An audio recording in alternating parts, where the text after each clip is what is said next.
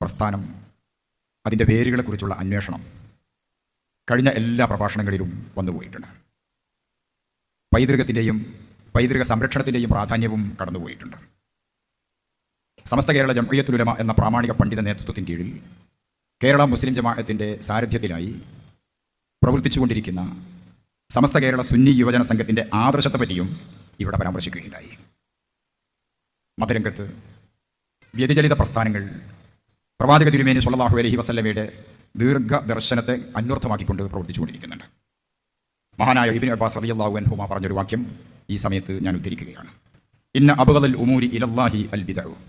അള്ളാഹുവിൻ്റെ സന്നിധിയിൽ ഏറ്റവും വെറുക്കപ്പെട്ട കാര്യം മതത്തിനകത്തേക്ക് കടത്തിക്കൂട്ടിയ, മതത്തിൽ നിന്ന് വെട്ടിമാറ്റിയ ഭാഗങ്ങൾ ചേർത്തു പിടിച്ച് നടക്കുന്ന വിഭാഗങ്ങളാണ്.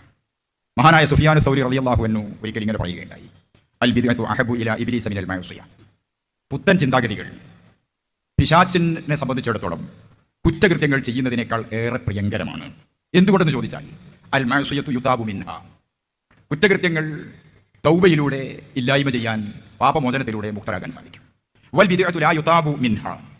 പുത്തൻ ചിന്താഗതി, വ്യതിചലിത ചിന്തകൾ, മതത്തിനകത്ത് അടിസ്ഥാനമില്ലാത്ത ആശയങ്ങളെ വെച്ചു കയറ്റിക്കൊണ്ടുവരുന്ന പ്രവണത, അതിന് തൗബയേ ഇല്ല. ഇതിൽ നിന്ന് കാര്യങ്ങൾ നിങ്ങൾ മനസ്സിലാക്കിയിട്ടുണ്ടാകും. കേരളത്തിൻ്റെ മഹത്തായ ഒരു പൈതൃകമുണ്ട്.